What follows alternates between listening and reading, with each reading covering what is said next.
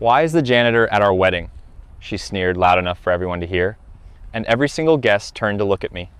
I was standing at the back of my son Ethan's wedding, still in my work uniform, holding the invitation I almost didn't believe was real. His bride Vanessa was staring at me like I didn't belong there, like I was something embarrassing, something to be removed. And my own son, he hadn't said a word. I swallowed it, turned to leave, but before I could take 2 steps, Ethan rushed forward and grabbed my hand. His grip tightened, his voice dropped. "Don't go, stay right here." Before we continue with this video, please like, subscribe, and turn on the notification bell for updates. Around us, the music kept playing, but softer now, like even the band wasn't sure if they should stop. Guests leaned toward each other, whispering behind polite smiles. I could feel their eyes on my back, on the stains on my sleeve, on the name tag I hadn't had time to remove. Vanessa didn't move closer. She stayed exactly where she was at the front. Bouquet held tight, her expression fixed, but her eyes, cold, calculating. Like I'd just ruined something she'd worked very hard to control. "Ethan," she said under her breath, though everyone could still hear it, "what are you doing?" But he didn't let go of me. I hadn't seen him in months. Not properly. Just short calls, missed birthdays, quick excuses. The kind that leave you staring at your phone long after the line goes dead, wondering when your own child started sounding like a stranger. And now here he was, standing in a tailored suit I knew I couldn't have afforded, gripping my hand like I was the only solid thing in the room. "I didn't know what time to come," I said quietly, trying to pull back. "Your message, it wasn't clear." "It's fine," he cut in quickly, too quickly. His jaw tightened. "You're here now. That's what matters." But it didn't feel fine. Nothing about this felt right. Not the way Vanessa kept looking at me like I was a problem that needed to disappear. Not the way her parents sat stiffly in the front row, watching me like I'd just stepped into a place I wasn't supposed to exist. Not even the way Ethan kept glancing between me and them, like he was waiting for something to break. I lowered my voice. "Son, if I'm causing trouble, I can go. It's your day." For a second, his grip loosened. Then, suddenly, it tightened again, stronger this time. He stepped forward, pulling me with him right into the center of the aisle. And then he turned. Not to me, but to everyone. "Before we go any further," he said, his voice steady but louder now, "there's something I need to fix." Ethan had never sounded like that before, like he was about to tear something open in front of everyone. The officiant froze mid-step. The music cut off completely this time. And just like that, the entire room shifted from celebration to something tense, something fragile. "Ethan," Vanessa said again, sharper now, forcing a smile that didn't reach her eyes. "We can talk about whatever this is after the ceremony." He didn't even look at her. Instead, he kept his hand wrapped around mine, like if he let go, I'd disappear. I could feel the weight of it all pressing, and the polished floors, the expensive flowers, the rows of perfectly dressed guests. I didn't belong here. That much was obvious. And for a long time, I'd gotten used to that feeling, but not from him. Not from my son. I raised him alone after his mother passed. Worked double shifts, construction during the day, janitor at night, whatever it took to keep the lights on, to make sure he had choices I never did. And for a while, we were close, really close. Until Vanessa. After she came into his life, things started changing. Slowly at first, fewer visits, shorter calls, then excuses, always polite, always distant. I never met her parents, never got a proper invitation to this wedding, just a message from Ethan 3 days ago. No details, no time, just an address and "come if you can." Now I knew why.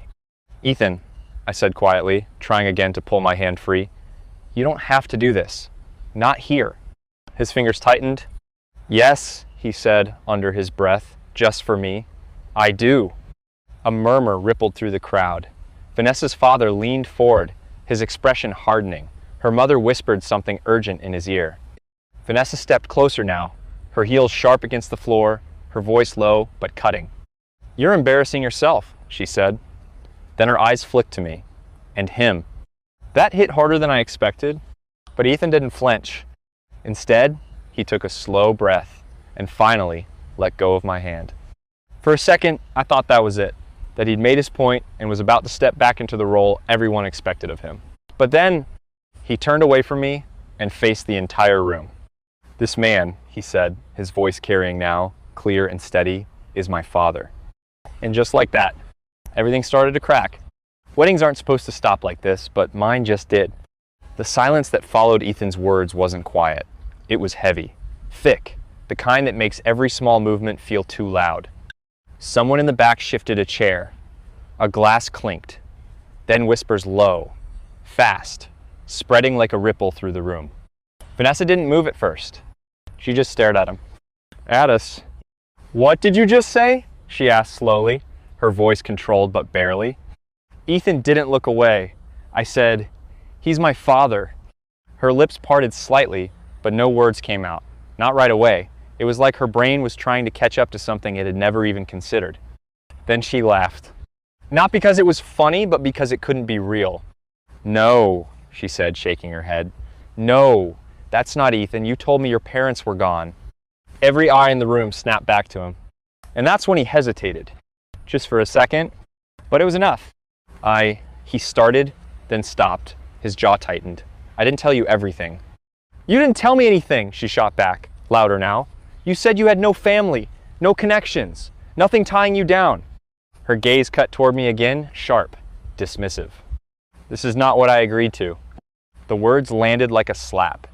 I felt it in my chest more than I heard it. Ethan stepped forward slightly, putting himself between us. I didn't lie because I was ashamed of him. Then why? She demanded instantly. Another pause. Longer this time? Because whatever answer he gave next, there was no taking it back. The guests leaned in. Her parents stood up now, their expressions no longer polite, just cold. And me? I stood there in silence, realizing something I hadn't wanted to admit before. I wasn't just unexpected. I was the problem. Vanessa's voice cut through again, sharp, precise. So tell me, Ethan, what else have you been lying about? There it was, the moment everything started breaking. Ethan didn't answer right away. He just stood there, shoulders tense, eyes moving from Vanessa to her parents, then finally landing on me. And for the first time since I walked in, I saw it clearly. He wasn't just nervous. He was scared. I changed my name, he said finally, his voice steady but low enough that people leaned forward to hear. A few years ago, a murmur rolled through the room. Vanessa blinked. What? I didn't want questions, he continued. Not about where I came from, not about how I got here. Her expression shifted confusion, mixing with something colder. You mean you didn't want us to know? She said. He didn't deny it. That was the answer. I felt something sink in my chest. Not sharp, just heavy, like a truth settling where it had always belonged. All those missed calls, the distance, the silence. It hadn't been random. It had been deliberate.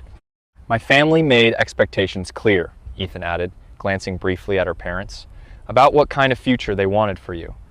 Vanessa let out a short, humorless laugh. Don't do that. Don't twist this. You lied. I know. And today, she continued, stepping closer, her voice tightening, you thought dragging this out in front of everyone would fix it? He shook his head slowly. No. The room stilled again. Even the whispers stopped. Ethan turned back toward me, his expression changing, less defensive now, more certain. Like whatever decision he'd been avoiding, he'd finally made it. His hand found mine again. Not hesitant this time. Firm. Grounded. I'm not fixing this for you, he said, looking straight at Vanessa. Then his grip tightened slightly. I'm fixing it for him. And in that moment, I realized this wasn't just a confession.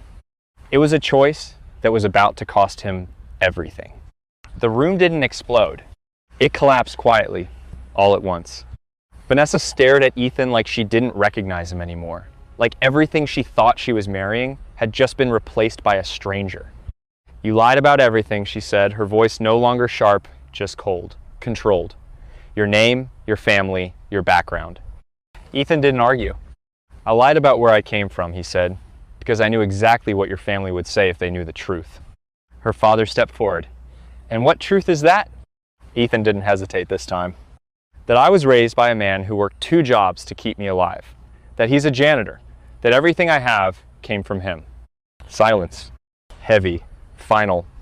Vanessa exhaled slowly, shaking her head. You let me stand here today without knowing any of this. I was going to tell you, he said. When? She snapped. After the honeymoon? That landed hard, because there was no good answer. She looked at me one last time, not with confusion anymore, but with quiet judgment. Then she stepped back, slipping the ring off her finger. "I can't marry someone I don't know," she said simply. And just like that, it was over. Her parents turned first, then the guests. One by one, rows emptied. Whispers replaced by silence as the room cleared out around us. The flowers, the music, the perfect setup. Gone. Ethan stood there, breathing hard, staring at the space where everything had just fallen apart. Then he looked at me. "I'm sorry," he said, his voice finally breaking. "I should have never let it get that far." I didn't answer right away, because pride wasn't what I felt. Just time. Lost time. But he hadn't let me walk out. And that mattered.